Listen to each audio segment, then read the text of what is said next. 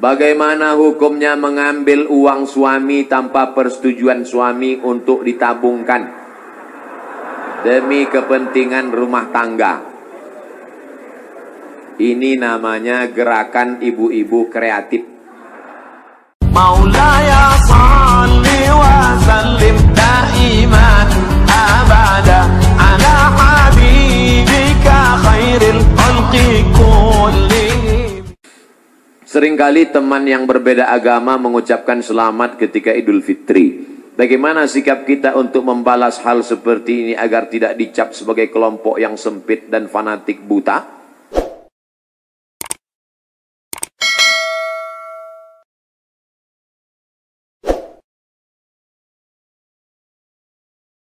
Sampaikan ke dia, brother, kau saudaraku satu bangsa dan setanah air.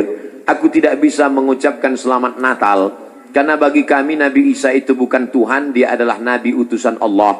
Dan bagi kami dia tidak lahir tanggal 25 Desember. Kuharap kau tidak tersinggung dengan ini. Kalaupun kau tersinggung, ya nggak apa-apa. Saya punya sahabat, tidak Islam, tapi saya sampai hari ini masih teman baik. Dan dia tidak tersinggung karena dia tahu keyakinan saya. Itulah makna persahabatan. Persahabatan itu seperti kepompong. Berawal dari ulat menjadi kupu-kupu. Persahabatan itu kan saling memahami, saling mengerti. Bukan kita mengorbankan akidah kita. Bukan berarti dia ucapkan Idul Fitri 1 Syawal, mohon maaf zahir dan batin, lalu kita balas dengan ucapan yang sama. Tapi di hari baik, di hari yang lain, saya tetap datang bersilaturahim. Saya tetap datang berkunjung ke rumahnya. Dia beri saya minuman kaleng. Dia tahu dalam akidah saya makan bekas makanan yang tidak halal tidak boleh. Dia kasih saya kue kotak. Dia kasih saya minuman kaleng. Kami saling menjaga sampai hari ini. Bukan berarti saya tidak punya kawan beda agama. Semoga Ustadz selalu sehat. Amin. Diberkahi. Amin. Dirahmati. Amin. Mohon motivasi. Insya Allah. Pemuda yang berhijrah terkadang merasa putus asa karena selalu teringat dosa di masa lalu. Kalau kau masih ingat dosa, alhamdulillah. Yang khawatir justru kau nggak ingat dosa. Setelah hijrah kau merasa sudah menjadi penghuni surga, yang lain masuk neraka. Setelah hijrah, bapaknya masuk neraka, emaknya masuk neraka. Yang masuk surga cuma dia, istrinya sama gurunya. Di kaplingnya surga itu. Memang dia panitia akhirat.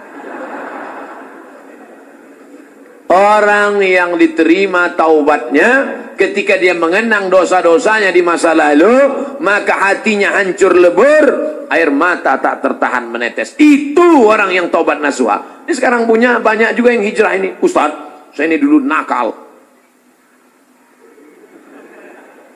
Kartu kuning sudah datang. Banyak juga saya ketemu orang yang sudah hijrah taubat. Apa kata dia? Ustaz, saya ini semua minuman sudah saya minum, semua perempuan sudah saya rasa dari Afrika sampai Eropa. Ente taubat apa bangga? Dosa kok bangga? Ini yang taubatnya diterima Allah SWT. Rasa takut kepada Allah. Apa tujuan puasa 30 hari? Ya ayyuhalladzina amanu kutiba alaikumusyamu kama kutiba alal ladzina min qablikum la'allakum takut. Wahai engkau saudaraku, engkau sudah punya rasa takut dalam hati. Dengan bekal takut inilah engkau akan masuk ke dalam surga Allah SWT. Ada orang minta jasadnya dibakar, abunya di laut, dihanyutkan. Kenapa? Karena dia takut. Sebelum zaman Nabi Muhammad SAW, karena dia takut kepada Allah. Kata Allah SWT, karena dia takut kepada aku, masukkan dia ke dalam surga aku.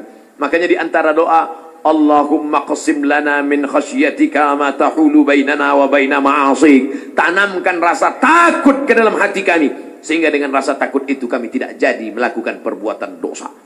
Pak Ustadz, tadi saya ke mall, terus tiba-tiba datang cewek ngasih nomor, dia ngajak saya jalan, terus tiba-tiba datang rasa takut saya Pak Ustadz. Akhirnya saya nggak jadi jalan. Takut sama siapa? Sama suaminya.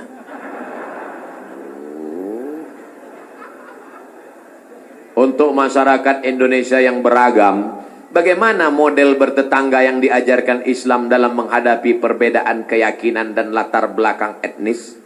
Saya nyewa rumah ngontrak di Mesir di lantai bawah. Di atas namanya Baba Yosef Hana. Baba Yosef Hana, agamanya Kristen Ortodok. Saya bertetangga 2 tahun, dari tahun 2000 sampai 2002. 2002 bulan November pulang. Suatu ketika kami datang mengadu ke Baba Yosef. Baba Yosef, kami tidak sanggup lagi bayar uang sewa rumah. Karena Baba Yosef mengatakan sewa rumah mesti saya naikkan. Karena saya kena kanker. Saratan bahasa Arabnya, saya kena kanker nak. Maka sewa rumah mau kami naikkan. Kalau Baba Yosef menaikkan sewa rumah, apa boleh buat, kami pindah dari rumah ini Baba Yosef. Kenapa? Karena kami juga lebih dahsyat kanker kantong kering. Tahun 98, 99, 2000 krisis moneter. Apa kata Baba Yosef? Kalian jangan pindah, tetaplah di rumah ini. Setiap acara Pak Dubes datang, Baba Yosef kami undang makan bersama. Dan dia juga tetap baik dengan kami. Kami tahu kami berbeda, maka mengucapkan tidak assalamualaikum, tapi kalau ketemu sobahal khair, selamat pagi, sobahan nur, selamat siang, masa al khair, selamat petang, selamat malam. Kami saling menjaga. Apakah karena berbeda lalu kemudian kami berkumpul bersama? Ini tuan rumah beda agama, mari kita siapkan pisau dapur, kita bunuh dia malam-malam. Wala ana abidum ma'abattum wala antum abiduna ma'abud lakum dinukum waliyadin. Kami tetap bisa bekerja sama. Di Indonesia, tetangga dekat rumah saya non muslim, kami bertetangga, tidak pernah konflik sampai hari ini. Mereka saya khawatir yang ribut-ribut di internet ini yang nggak bertetangga malah ribut. Manusia gagal paham. Kalau ada orang gagal paham, kita kasih paham, insya Allah dia paham. Yang jadi masalah ini, ada orang-orang yang cari makannya dari gagal paham. Kalau nggak gagal paham, nggak makan. Bahaya ini manusia. Mesti dibina. Kalau tidak bisa dibina, dibinasakan. Ustadz, ibu saya meninggal seminggu yang lalu. Ibu saya meninggal hari Jumat ini 11 Rajab setahun yang lalu. Sampai hari ini belum hilang sakitnya. Apalagi kalau seminggu yang lalu. Saya mohon doanya agar ibu saya ditempatkan di tempat terbaik di sisi Allah. Nanti di akhir majelis, bukan hanya ibu engkau saudaraku, ibu kita semua. Dulu, makin berjalan hari itu makin lama dia makin berkurang. Di antara yang menenangkan hati ini adalah banyak-banyak berkirim doa. Habis setiap solat, Allah maghfirlaha warhamha wa'afiha wa'afu anha. Kalau kau sanggup baca sekhatam Quran, bacakan sekhatam. Tak sanggup sekhatam, baca Yasin. Tak sanggup Yasin, baca Fatihah. Fatihah tak juga sanggup, parah kali. Habis itu pula kalau kau ada duit gaji sedekah, belikan beras 10 kilo, sarden, ikan, kumpul, masukkan ke kresek, serahkan ke anak yatim. Sebutkan, ni anak yatim tolong doakan almarhumah ibu saya. Di mana dulu tempat dia solat, kau buka sajadah solat kau di situ. Menenangkan hati. Wasta'inu bis sabri wassalah. Mintalah tolong kepada Allah dengan sabar dan salat. Saya tahu, man lam yadhuq lam ya'rif man lam yadhuq. Orang yang tak meninggal ibunya tak dapat dia merasakan bagaimana sakitnya kehilangan. Oleh sebab itu maka yang masih ada ibunya pulang dari sini, kau belikan makanan kesukaannya, datang ke rumahnya, cium tangannya, suapkan makanan, peluk dia, cium keningnya, senangkan hatinya. Hanya itu yang dapat membuat kau bahagia. Kalau kau ingin rezekimu seperti rezeki raja-raja, perlakukan ayah ibumu seperti raja. Insya Allah semua kesulitan hidupmu akan diberikan Allah kelapangan. Insya Allah. Amin. Ya Rabbal Alamin. Sebelumnya mohon maaf Ustadz, pertanyaan ini keluar dari materi hari ini. Belakangan ini saya lihat banyak perkumpulan orang-orang atau komunitas mengaku Islam modern atau Islam yang bersatu dengan budaya. Bagaimana cara kita memandangnya agar kita tidak disebut musyrik dan diterima di kalangan masyarakat sebagai pecinta budaya daerah? Ini pertanyaannya umum. Kalau mau nanya ke saya masalah hukum fikih, sebutkan secara spesifik satu contoh kasus. Karena kalau cerita masalah budaya, maka saya pecinta budaya. Peci ini agama atau budaya? Budaya. Mana ada hadis Nabi, sahabat, tabi'in, Imam Syafi'i pakai peci? Ini budaya. Saya pakai budaya ini sekarang. Maka kemana-mana saya mau menunjukkan budaya. Ketika di Maroko pun waktu sidang S3 saya pakai. Saya mau menunjukkan saya orang Indonesia. Saya pakai batik. Batik itu budaya? Budaya. Apakah salah saya pakai peci dan batik? Tidak. Ada juga orang mengatakan, jangan pakai batik gambar burung, nggak boleh dibawa sholat. Kenapa? Karena dalam burung itu ada tai. Gimana ceritanya? Saya yang bodoh apa dia yang pintar? Selama budaya itu tidak mengandung unsur kemusyrikan, merusak akidah, maka ada syarat dan ketentuan berlaku. Wala ana abidum ma'abattum wala antum abiduna ma'abud lakum dinukum waliyadin. Karpet ini agama atau budaya? Budaya. Karpet ini budaya. Masjid Nabawi yang asli nggak ada karpetnya. Ini berapa kali budaya? Ini lagi membuat bunga-bunga. Ini budaya semua nih. Bunganya mati lagi. Oleh sebab itu maka bahkan masjid kita pun banyak budaya. Ini bangunan melengkung di tengah. Tiang melengkung di tengah disebut dengan kubah. Kubah itu budaya dari Bizantium, Romawi. Makanya bangunan-bangunan Romawi, coba tengok gereja-gereja ortodok di Moskow, pakai kubah. Orang yang tidak ngerti dia tengok, loh kok ada masjid di Moskow? Padahal itu katedral. Bangunan itu adalah budaya Eropa, budaya Bizantium, budaya Romawi kuno. Diambil. Maka tidak jadi masalah, karena tidak terkait dengan akidah. Begitu juga dengan tiang menara masjid. Itu bukan agama, itu budaya. Karena dulu di Mesir ada namanya tiang tinggi tempat api di tepi laut. Supaya para nelayan kalau tengah malam jangan sampai kapalnya nabrak ke pantai. Maka disebutlah tempat itu mercusuar. Sehingga di tengah malam dia ngelihat. Waktu itu belum ada GPRS. Maka dia lihat, oh kita udah dekat di tepi pantai. Maka layar mesti diarahkan ke melawan angin. Supaya kapal tidak laju, supaya tidak kencang. Lalu kemudian ketika orang Islam melihat ada menara tinggi, apinya dibuang, muazzinnya naik ke atas. Allahu Akbar, Allahu Akbar. Sekarang muazzinnya di bawah, mikrofonnya ke atas. Sound systemnya di atas. Sekarang nggak ada lagi kabel, wireless. Ini semuanya budaya. Selama budaya itu tidak merusak akidah, maka boleh. Yang nggak boleh itu budaya celana pendek. Kenapa? Karena melanggar syariat Islam. Nampak pangkal paha dan lutut. Tidak sah salat. Selama budaya tidak melanggar akidah, maka dia boleh dilaksanakan. Budaya itu apa Pak Ustaz? Hasil cipta karya karsa manusia yang tidak ada wahyu di dalamnya. Pak Ustaz, saya mau tanya kenapa hati saya selalu gelisah? Padahal saya sudah perbanyak istighfar. Tolong masukannya.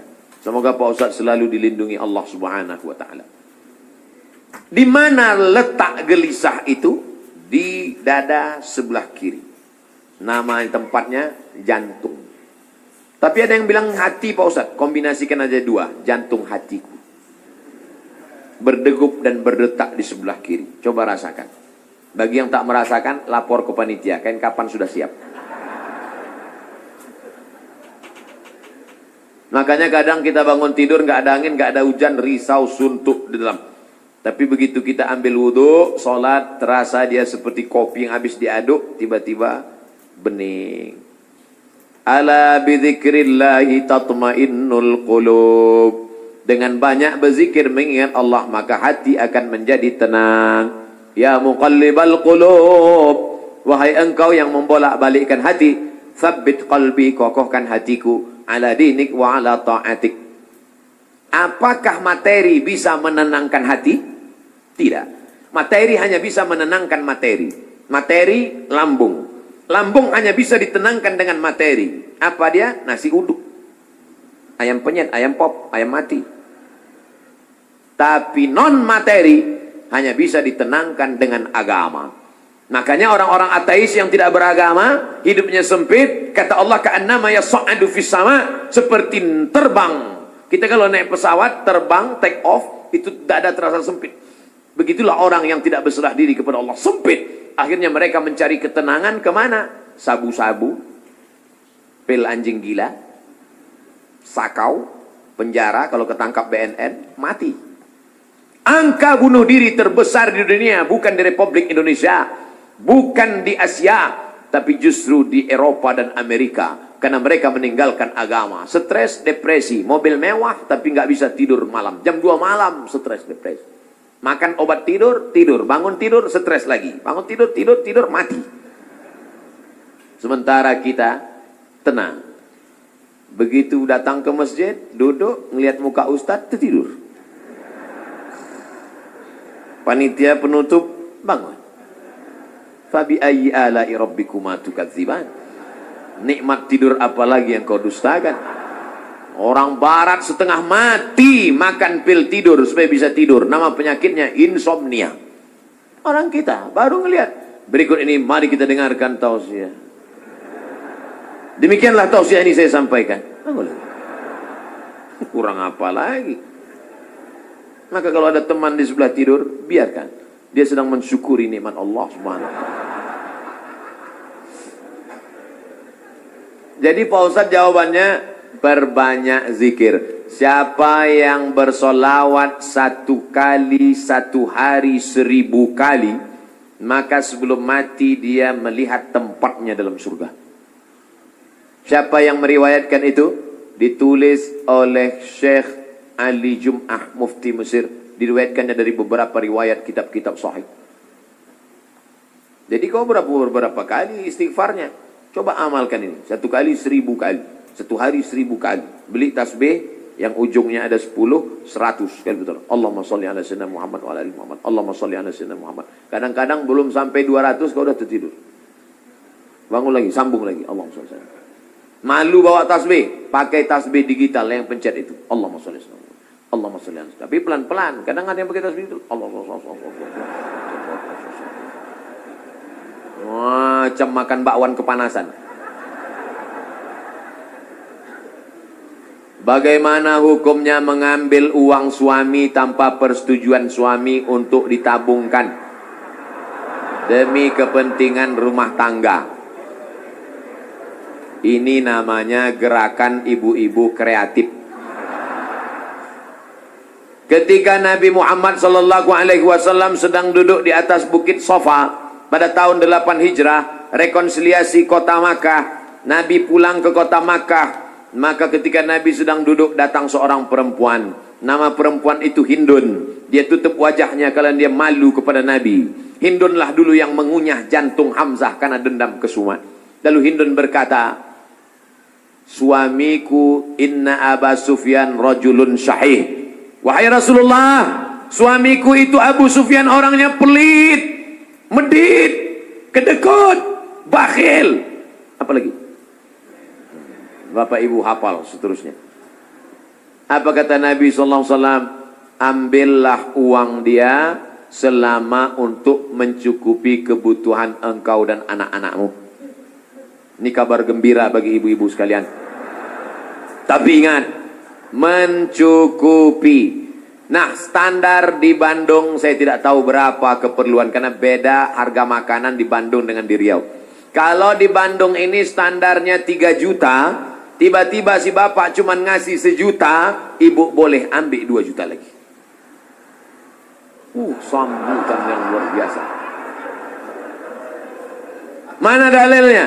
Itu ayat bapak bapak baca waktu akad. Wa ashiruhunna bil ma'ruf. Pergaulilah mereka dengan ma'ruf. Ma'ruf diambil dari kata urf. Urf artinya tradisi setempat. Dasar pengambilan hukum dalam Islam ada 10. Quran, hadis, ijma', qiyas, syar'u man qablana, saddu zara'i, qaulu sahabi, istihsan, istishab, urf. Urf artinya standar umum di kota Bandung berapa. Kalau umumnya di Bandung ini 5 juta, ternyata selama ini dia kasih 2, berarti ibu bisa ambil 3 menurut standar dan ketentuan berlaku.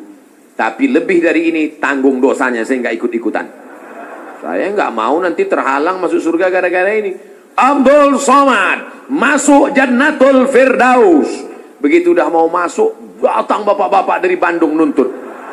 Wah, saya nggak mau gara-gara ini. Di lingkungan tempat tinggal ada anak yatim. Kita insya Allah bersedekah.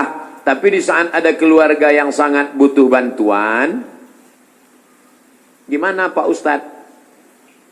Wal jari dzil qurba wal jaril junubi.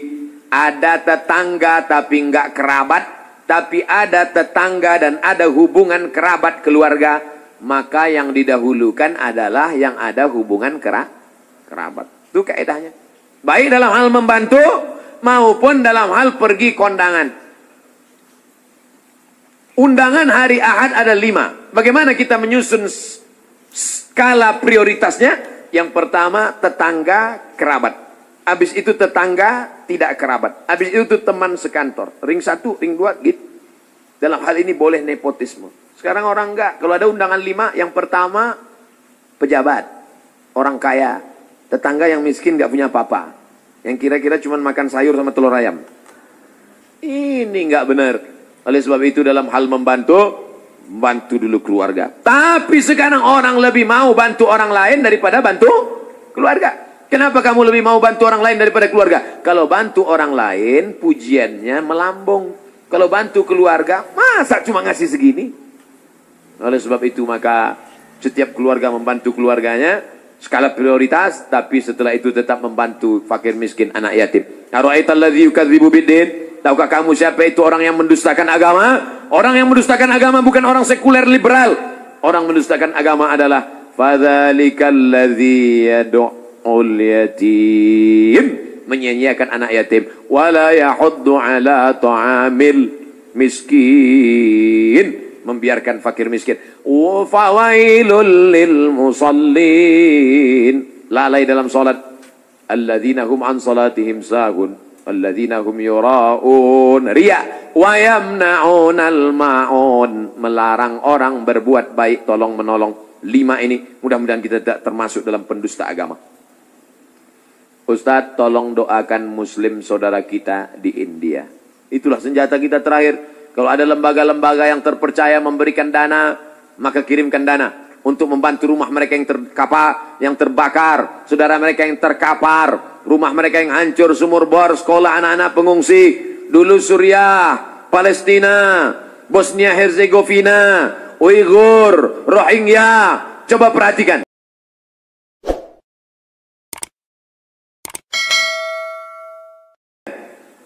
Palestina, Bosnia Herzegovina dibantai oleh Slobodan Milosevic, Ali Izzet Begovic, Hanbis presidennya, matang Uighur, datang Rohingya, sekarang India.